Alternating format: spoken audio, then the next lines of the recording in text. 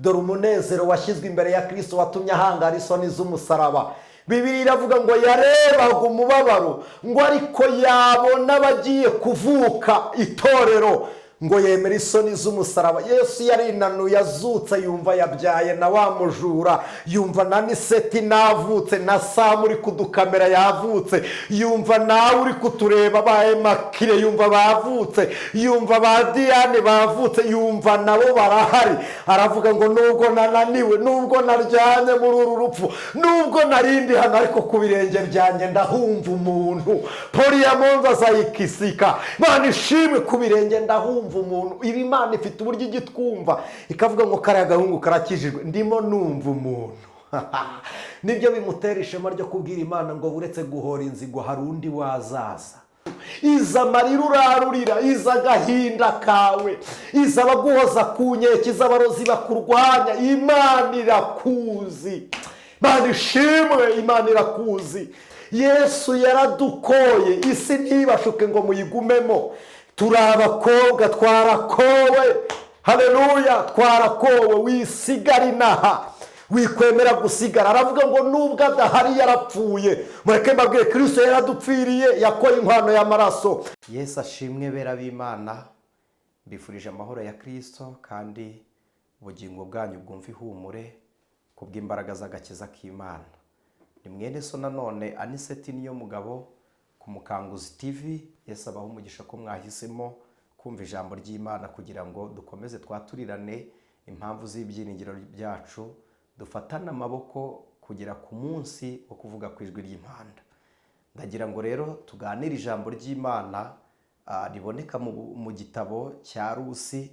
Turasoma igice cyaho cya 3 umurongo turaza kwirimita. Rusi igice cyaho cya 3 turahera ku murongo wa mbere tuze kwirimita bitewe n'igihe Imana ibaha umugisha. Haravuze ngo Nawomi nyirabukwe abwira Rusi ati, mukobwa wanjye, sinagushakira uburuhukiro kugira ngo ugubwe neza? Ntihariho Bowazi mwene wacu wabanaga n'abajabe? Dore iri joro aragosoreza sayiri ku mbuga bahuriraho, nuko wiyuhagire wihwezure wambara umanuke ujye ku mbuga, ariko ntumwimenyetseho atararangiza kurya no kunywa. Kandi naryama witegereza aho aryamye, umwegere worosure ibirenge bye, uryame, hanyuma arakubwira icyo uri bukore. Murongo wa 5 haravuze ngo aramusubiza ati, ibyo umbwiye byose ndabikora.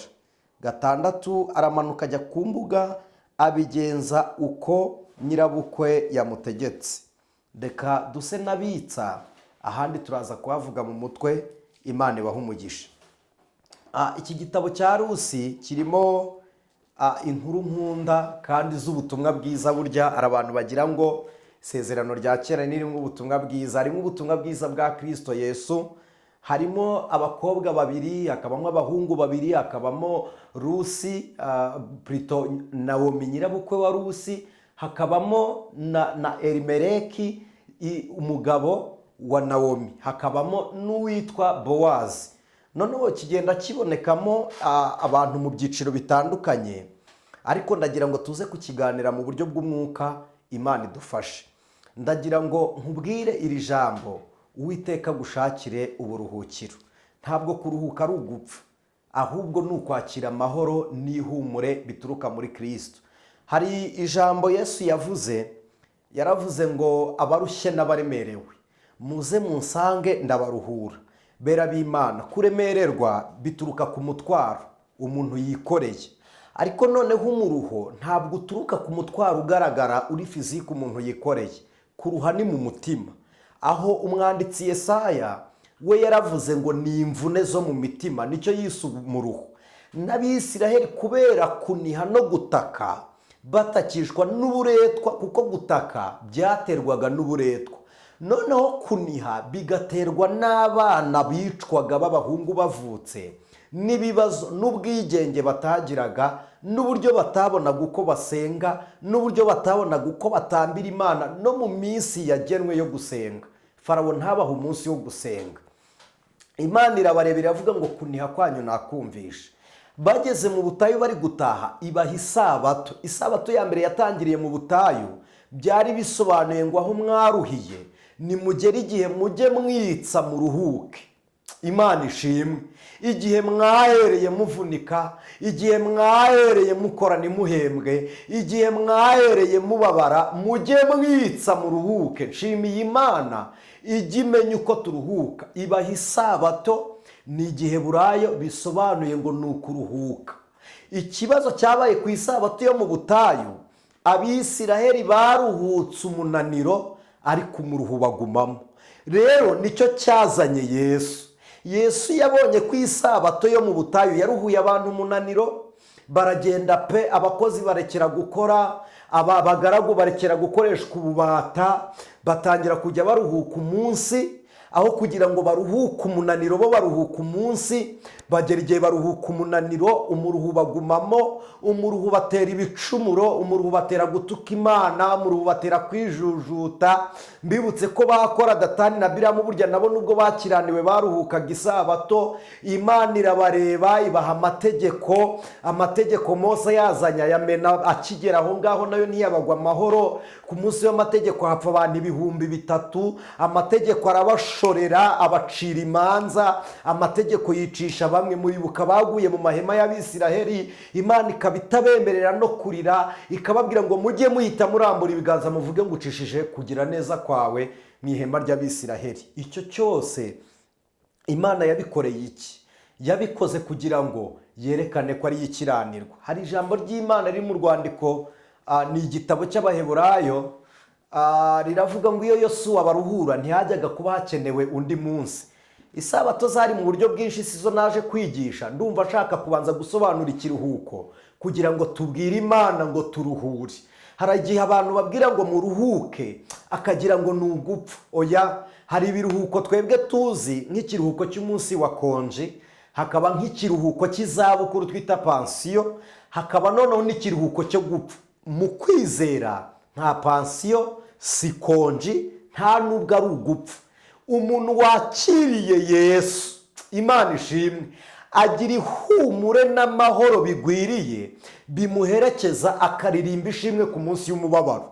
Ntabwo uyu mwanya mfite umwanya wo kubabwira amateka y'abaririmbyi baririmbye indirimbo zo mu bitabo, ariko umwana w'umukobwa waririmbye indirimbo y'125 w'umuhinde yari arwaye, ababaje, akingiraniwe mu cyumba, nyina yarishwe n'indwara umwana w'umukobwa arwaye, ise yaramutaye yaragiye mu bandi bagore yari afite. Umwana igihe kimwe agerageje Imana arazibwira, aravuga ngo Imana ya data inkize. Ise yari umuyisilamu, ise yari yarayobotse idini ya Isilamu, ko nyina apfa bari abahindu, aza guhindura idini aba umuyisilamu. Hanyuma nyuma umwana aravuga ngo Imana ya mama ni intabare, ntiyaboneka.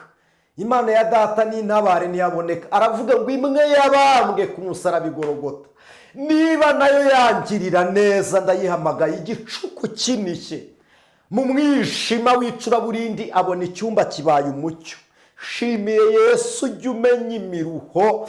Oh, haleluya. Yarabivuze ngo nzajya mbafasha mu miruho yanyu munaniwe.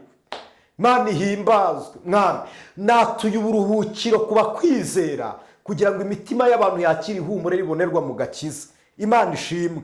Rero ndihuta nkava muri ayo mateka kugira ngo ngere kuri Rusi.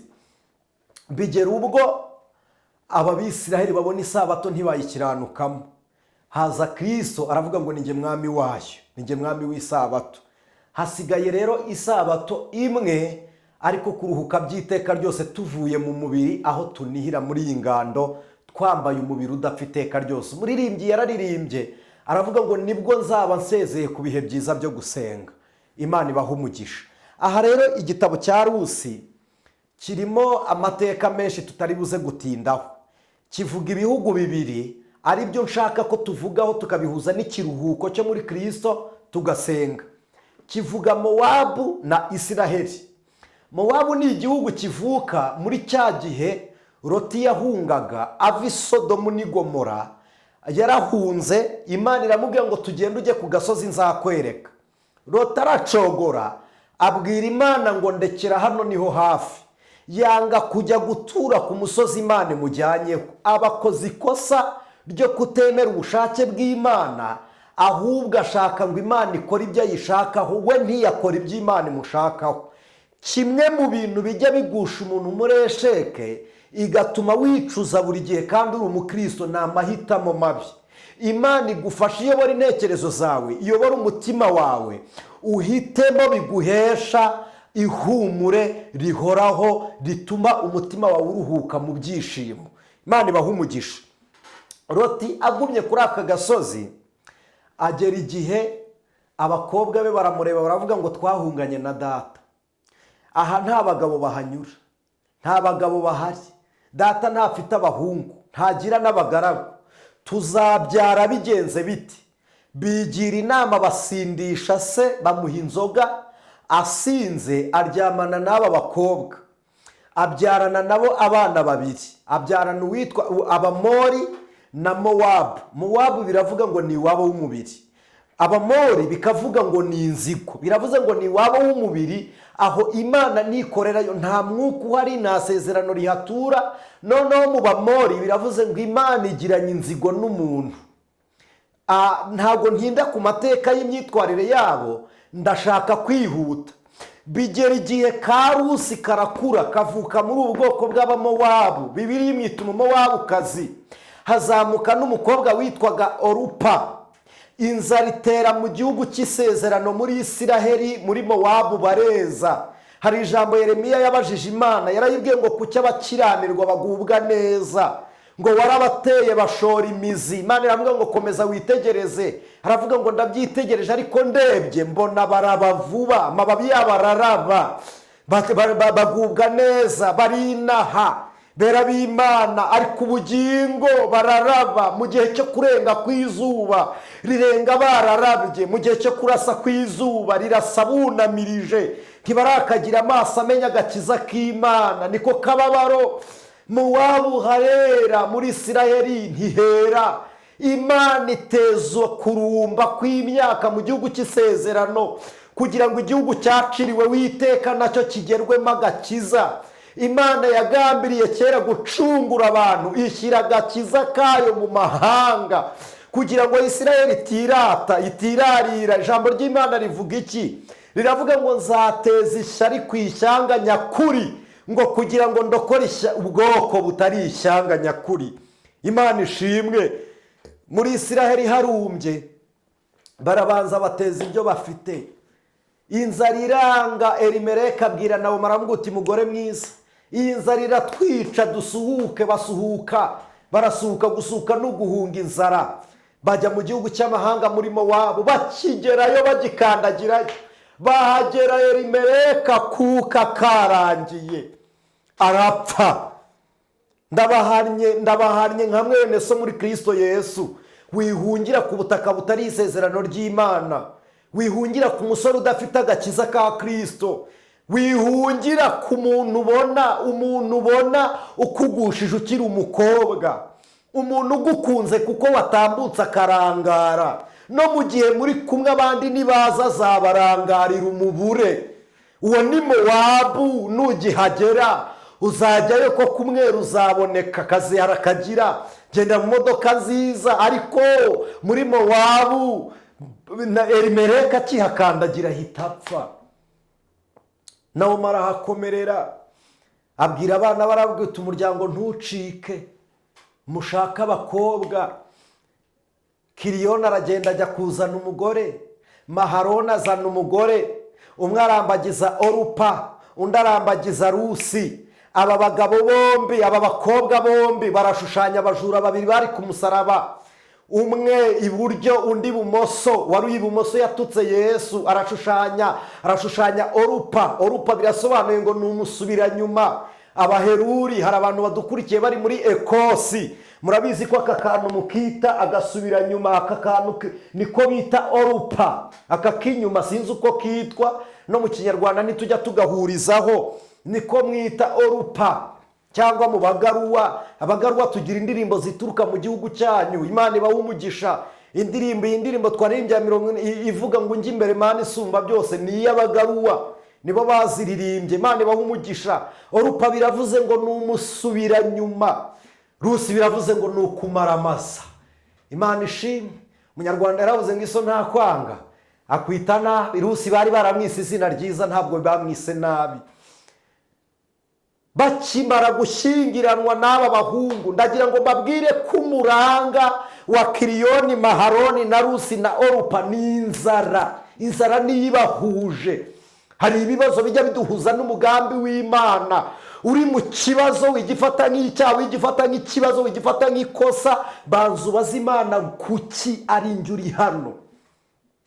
Kubera iki Daniyeli ari ugiye i Babuloni? Nuko ari ufite ubuhamya bw'agakiza. Kubera iki Yosefu ari uri kwa Potifari? Nuko ari utazaryamana na muka Potifari. Why not? Kuki wowe utatsinda? Kubera iki hoya wowe atari wowe watsinda? Umuranga n'inzara barahura, barabana. Kiriyoni arapfa atabyaye, Maharoni arapfa. Nyirabukwe wa Rusi arabareba aravuga uti byose ni ugupfa. Agiye kumva yumva inkuru ko muri Isiraheli hari kwera.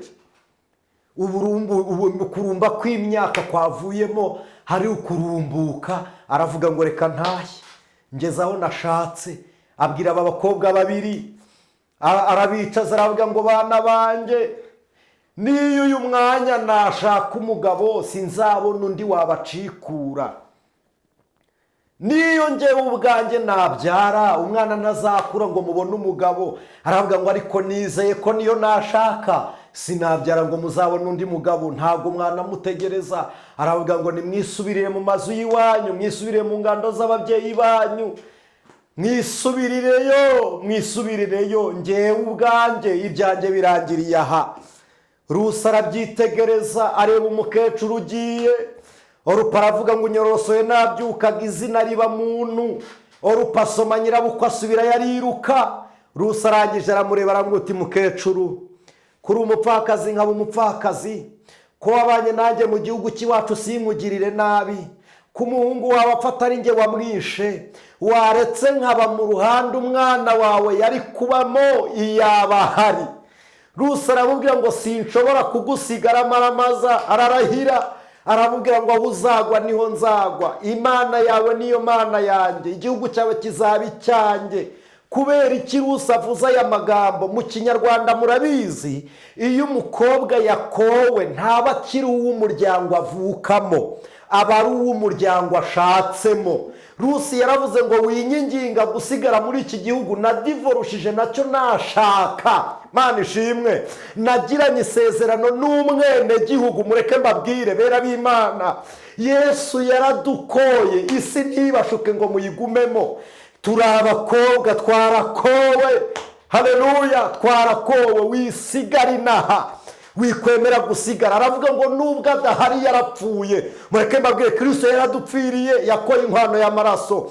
Mu ishaka ryacu ry'umwuka, mu bukwe bw'umwana w'intama w'Imana hari kuboneka umugeni, ariko umukwe ntari kugaragara. Ariko mureke mbabwire umucunguzi wacu ariho. Yobu yarabivuze, yaravuze ngo nzi yuko umucunguzi wanjye ariho. Yesaya yaravuga ngo ndimo ndamureba nubwo atari uwo ariko ari hafi. Bera b'Imana, kwiyerekana k'umukiza bizaza biri hafi. N'ubu yaza, n'uyu mwanya yaza. Imana ishimwe. Rusi aravuga ngo sinsigara. Orupa aragenda, barambuka bajya mu gihugu cy'isezerano. Aho reka mparenge. Bageze muri iki gihugu basanga inzara yarateye. Rusi aravuga ngo ntiwigeze uhinga amabukwe, ntiwigeze ubiba, nta murimo ufite, n'ibyo wari ufite warabitanze warabigurishije. Aravuga ngo sinemera nicwa n'inzara, reka njye guhumba. Mu kwa Bowazi hareze, reka njye guhumba. Bowazi ahagarariye Yesu. Mwibuke ko ari na sekuruza wa Yesu. Bowazi niwe ubyara Yesayi, Yesayi akabyara Dawidi, Dawidi akabyara Salomo, Salomo kwa Abusalomo n'indi miryango. Si ibyo bisekuru nje kubabwira. Bowazi impamvu ashushanya Yesu ni iyihe? Niwe nyir'umurima, kandi umurima ni uwa Kristo. Abasaruzi ni abamarayika, ibisarurwa ni abakristo. Cyari igihe cy'isarura rero. Icya kabiri gituma Bowazi ashushanya Yesu, yari uwo hakurya y'uruzi mu gihugu cy'isezerano, kugira ngo agere mu murima we. Yambukaga uruzi rwa Efurata rushushanya isoko y'ubugingo. Kwambuka uruzi byari bisobanuye ko umuzima ari buzava mu gihugu cy'abazima akaza mu bapfuye kugira ngo abe ari ubiba. byari bisobanuye ko ari we uzahinga mu gihugu cyavumwe cy'umukuna, niko Bibiliya ivuga, ahantu h'ubutayu h'umutarwe mu kidaturwa. niwe waduhinze, none natwe tubaye ibisarurwa. Imana ishimwe. Bowazi niwe wagosoye, kugosora kandi ngo agosora mu gihe cy'umugoroba. Umugoroba ngo igicuku ni igitangaza. Iki gitabo cyaranejeje ngo uyu mugoroba aragosora. Umusaruzi ugosora ni mugoroba. Arashushanya igihe cy'abakobwa 10, 5 bari abapfu, 5 ari abanyabwenge, ngo 5 amatabaza yabo yarazimye, abandi araka, ariko umukwe agiye kuzaza mu gicuku. Igicuku byari bisobanuye ngo igihe kitari icy'umucyo, abantu benshi basinziriye, abantu barangaye, ntituzi igihe cy'umwami Imana. Niko Yesu yavuze ngo ntabwo muzi igihe cyo kuza k'umwana w'umuntu. Ariko aribaza aravuga ngo nzasanga kwizera kukiri mu isi. Imana izasange kwizera kukiri mu mitima y'abizera. Nihuta ngasenga. Rusi ajya mu murimo wo kwa Bowazi arahumba, ahura n'abasaruzi, bamwe bakajya bamureka. Mu mategeko yo guhumba ntibyari byemewe ko umuntu usarura asubiza inkokora inyuma akajya guhumba gusarura ibyo arenzeho. Babisigiraga umuntu akabihumba. Mujye mugira ishyaka ryo gusangira n'abantu, mujye mugira ishyaka ryo guha abakozi banyu bahumbe muri uwo murima. Ni intumwa Imana yaboherereje nka Rusi. Imana ishimwe. Uwo mukirina mubana ameze nka Rusi, nawe umeze nka Bowazi. Mureke nawe asarura ahumbe, umurima wari weze. Rusi arasarura. Bowazi ageze mu murima aramureba, aravuga ngo uriya mukobwa nuwahe? Abasaruzi baramuvuga. Aba basaruzi nababwiye ngo barashushanya ba marayika. Marayika ukurindaza amakuru yawe. Umwuka wera abaha information. Bibiliya iravuga ngo umwuka wera tunihira imini bitavugwa. Rusi atarisobanura baramuvuga. Izina ryawe ritaragera ku Mana, utaka Imana iba yakumenya, irakuzi. Umwuka wera yaragupresence, marayika yarakuvuze.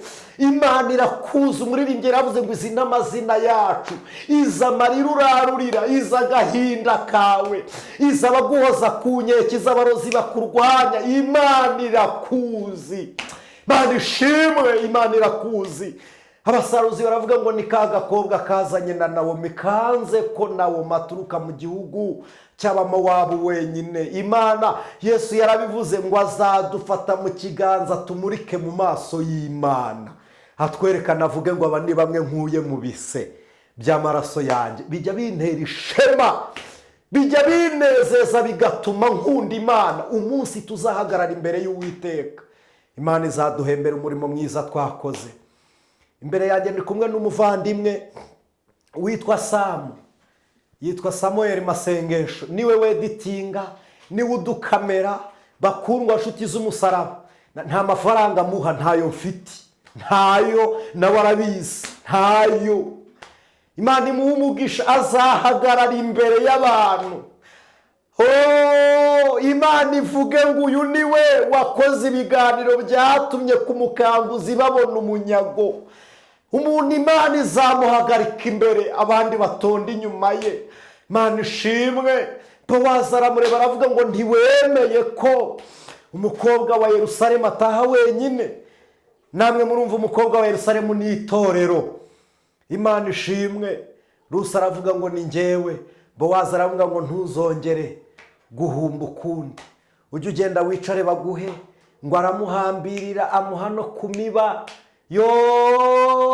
Iki gitabo tuzakigarukaho nticyarangira none. Amuhambirira no ku miba. Ijambo ry'Imana riravuga ngo ababibabarira bazasarura bishima. Ngo nubwo tugenda tubiba turira dusohoye imbuto, ngo ariko tuzatunda imiba tunezerewe. Imana iguhembera imirimo wakoze, Imana iguhembure mu mutima. Reka nihute. Rusi arataha, ageze mu rugo arebye Nawomi, amurebye aramubaza ngo uyu munsi wahumbye mu kwande. Imana ikorane nawe uburyo butangaza abantu bakubonye. Imana ikorane nawe uburyo butuma abantu bose babona ineza y'Imana mwahuye nayo. Imana ibaha umugisha. Rusi aramubwira ngo nahumbye mu kwa Bowazi. Nawomi aramubwira ngo urahirwa mu bakobwa bose bari muri Yerusalemu. Ubwo Bowazi mwabonanye, urahirwa mukobwa wacu, Imana ishimwe. Ariko mana, ubwo ari Bowazi mwabonanye aravuga ngo umva nguha amakuru, niwe nyir'umurima. Kabiri, niwe nyirabasaruzi. Gatatu, niwe mutware w'umuryango wacu. Icya kane, ni umunyembabazi. Icya gatanu, niwe wenyine dusigaranye nk'umurinzi w'igihango cy'umuryango. Ubwo mwabonanye uhiriwe ku Uwiteka. Reka nkubwire, ubwo Yesu mwamenyanye, ubwo wamenye Kristo, uwari kukwica yarahombye. Batarakwiciye mu kabari, utaraguye muri boîte de nuit, utaraguye muri bya birori byo gukiranirwa, barahombye. Ubwo wamenyanye na nyir'umurima, ubwo wamenyanye na nyir'ururembo, ubwo nyir'amagare n'amafarasi ari we muziranye, ubwo nyir'ubushobozi no gukira ari we muziranye, ubwo nyir'imbaraga n'imbabazi ari we muziranye, ubwo uziranye n'uwatsinze byose, ndaguhumurije, imbaraga z'agakiza nizo zikurinze. Imana ishimwe.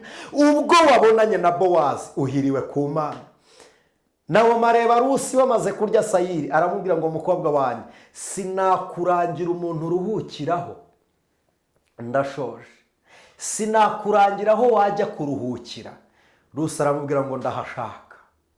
Rusi bamubwira kuruhuka, ntabwo yari azi ko yaba muka Bowazi, ntabwo yari azi ko imirima yahumbyemo yahindukiye, ntabwo yari azi ko abasaruzi basaruraga we ari inyuma yabo, ntabwo yari azi ko baba abagaragu be, ntabwo yari azi ko yagira ishema rimwitirirwa ringana ritya. Aramubwira ngo noneho uyu mugoroba nyir'umurima aragosora, mu yandi magambo arashungura amasaka n'urukungu. Tugeze ku mugoroba w'isi, nyir'umurima ari kugosora, abari bahagaze bamwe bari kugwa, abari baraguye bamwe bari kubyuka. Iyo ni inkoko, ni intara y'umugosozi, ari gushungura, umurama uri gutumuka. Mukobwa wanjye aragosora uyu mugoroba. Umugoroba abantu murangariye mu myidagaduro, ni nyir'umurima ari kugosora. Ese aragusangamo inkumbi, arasanga uri umurama, arasanga uri ibuye ryatorwa mu mbuto rikajugunya, cyangwa aragusanga nk'umuntu ukwiriye kubikwa nk'urubuto ruzima. Aramubwira ngo ugende ntumwimenyetseho atararangiza kurya no kunywa. Iki kintu Yesu yarakivuze ari ku musaraba, yaravuze ngo mfite inyota. Abantu bamuzanira sipongo, ariko inyota yari afite niyo gusangira n'itorero, kuko yari amaze iminsi ababwiye ijambo rivuga ngo sinzongera kurya ku rubuto rw'umuzabibu, habe no kunywa kuri vino yarwo, ntari nicarana n'umugeni nakoye. Arebye uburyo ari gupfa, arebye itorero, arebye umukumbi, aravuga ngo mfite inyota. Yari abahaye sinye ivuga ngo mukore vuba muze dusangire kuri vino y'umuzabibu. Imana ishimwe. Aravuga ngo ntumwimenyetse atararangiza kurya no kunywa.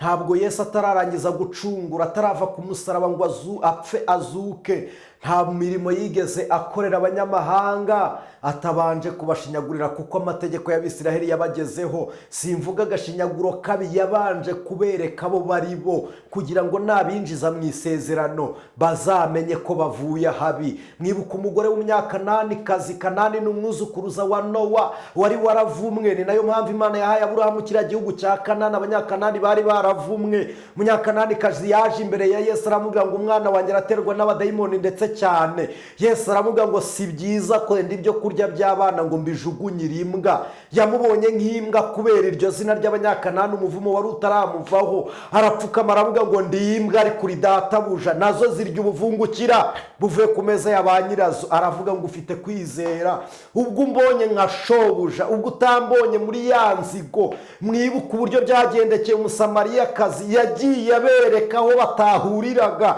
no ku mbuga ya Bowazi ngo ntumwimenyetse atararangiza kurya no kunywa, umureka aryame. Kuryama byari bisobanuye uru rupfu, nirwo ruvugwa mu itangiriro ngo asinzira ubuticura, byari bisobanuye uru rupfu rwa Kristo narwo. Hanyuma mu itangiriro Adamu yasinzire bamutwikuruye ikanzu, ariko Bowazi asinzira yiyorosha ibirenge. Birenge bishushanya ubutumwa bwiza, ikanzu isobanura gukiranuka. Worosora ikanzu y'uwo mugabo aryamye, uryame uryame ku birenge bye. Murabizi ko Yesu apfa yahambwe ikanzu atayambaye. Musome 20 Matayo, Prito 20 Yohana, igice cya 5 mugeze ku 10. Baramufindiye ikanzu bayimukuramo, agiye guhambwa. Niyo bamuhambanye bayikuramo, azinga igitambaro cyari ku mutwe gishyira hirya. Ikanzu nayo yari afite, biravuze ngo yeyure uyiyorose, biravuze ngo wambare gukiranuka, uryame mu butumwa bwiza, uharanire ukuri kwisezerano ryera. Bawazi ngo yinanure mu museso. Nicyo cyagiye Yesu yazukiye ngo yinanuye yumva hari agakobwa karayaho. Dore umunezero washyizwe imbere ya Kristo watumye ahangara isoni z'umusaraba. Bibiliya iravuga ngo yarebaga umubabaro, ngo ariko yabona abagiye kuvuka itorero, ngo yemera isoni z'umusaraba. Yesu yarinanuye azutse, yumva yabyaye na wa mujura, yumva na ANICET navutse, na Sam uri kudukamera yavutse, yumva nawe uri kutureba baye makire yumva bavutse, yumva ba Diane bavutse, yumva nabo barahari. Aravuga ngo nubwo nananiwe, nubwo naryanye muri uru rupfu, nubwo narindi hano, ariko ku birenge byanjye ndahumva umuntu. Poliyamonza zayikisika, Imana ishimwe, ku birenge ndahumva umuntu. Ibi Imana ifite uburyo igitwumva ikavuga ngo kariya gahungu karakijijwe, ndimo numva umuntu. Nibyo bimutera ishema ryo kubwira Imana ngo buretse guhora inzigo hari undi wazaza. Imana ishimwe. Bowazi aravuga ngo ndagukorera ibyo wambwiye byose ndabikora, icyo wakoze nzi icyo gisobanura. Reka tuzagaruka ubutaha dusengere hano. Imana ikumve ku birenge bya Kristo, ikumve mu mwanya w'ijambo ryayo. Imana iguha uruhukira. Rusi kajya guhumba, dore igitangaza, yahumbye inyuma y'abasaruzi. Iby'abasaruzi byose basaruye bari babijyanye mu kigega. Rusi ashyingiranwe na Bowazi, abanyiri bigega. Imana ishimwe, abanyiri bigega. Imana ijambo ryayo riravuga ngo ibyuzuye Kristo nibyo twahaweho twese, ngo n'ubuntu bukurikira ubundi, ngo yafashe ibyari biyuzuye, ngo ipfunyika muri Kristo irangije iramuduha. Tuba nyiri bigega, tuba dusarura inyuma y'abasaruzi. Ariko iyo tumaze kwizera Imana tuba nyiri ubutware. Pawulo yarabivuze, iravuze ngo iyo mutureba mubona tumeze nk'abapfa, nyamara dutungishije benshi, ngo tumeze nk'abakene, nyamara turi abatunzi. Aravuga ngo ntituzwi ariko turi ibirangirire. Yababwiye ijambo ryiza, yaravuze ngo twebwe turi abatsinzi no kurutaho. Rusi wariye ingano yahumbye, abanyiri bigega atanye bimwe bahinze Rusi adahari, kuko yageze kwa Bowazi nawe abiryaho. Hari imirimo yakozwe utaraza, hari umugisha abantu bakoreye utarahagera. Turasarurana nabo ibibumbiye muri Kristo Yesu. Wigira ngo waje ukererewe, iyi niyo saha. Emerera Kristo gusa, mubwire ngo ndi uwawe, mubwire ngo shyira mu murima wawe. Imana ishimwe. Dusengana Imana. Imana ikuzane mu bigega bya Kristo, usarure mu mugisha wo muri Kristo. Mu bigega bya Yesu usarure mu muti ugukiza. Mu bigega bya Yesu usarure mu rugo ruzima. Mu bigega bya Yesu ukure mu rubyaro. Mu bigega bya Yesu ukure mu akazi. Mu bigega bya Yesu Imana ikuremere bundi bushya. Mana turagushimiye, Mana turaguhimbaje. Rusi wari umunyamowabu, yasize igihugu ajya mu kindi, bivuze ngo yazinutswe isi, akunda isezerano. None nyaguhora ku ngoma abaye nyiri umurima, abaye nyiri umwero uri mu bigega. Ndagushimiye. Humugisha umukobwa wakwizeye, humugisha umugabo wakwizeye, humugisha umusore wakwizeye, humugisha umumama wakwizeye, humugisha umupapa wakwizeye, humugisha umuntu uwo ari we wese wakwizeye, kugira ngo nawe atunde imiba y'agakiza kawe, abone inyishyu y'ubwami bwo mu ijuru. Kandi igihe cyo gutaha mu ijuru azaba anezerewe. Duha uburuhukiro. Muri ibi yaravuze ngo uyu munsi nuryama wizigure. Mwami Imana, duha amahoro yo mu mutima, twakira uburuhukiro kubw'ijambo ryawe. Ni mu izina rya Yesu Kristo, amen. Imana ibahe umugisha.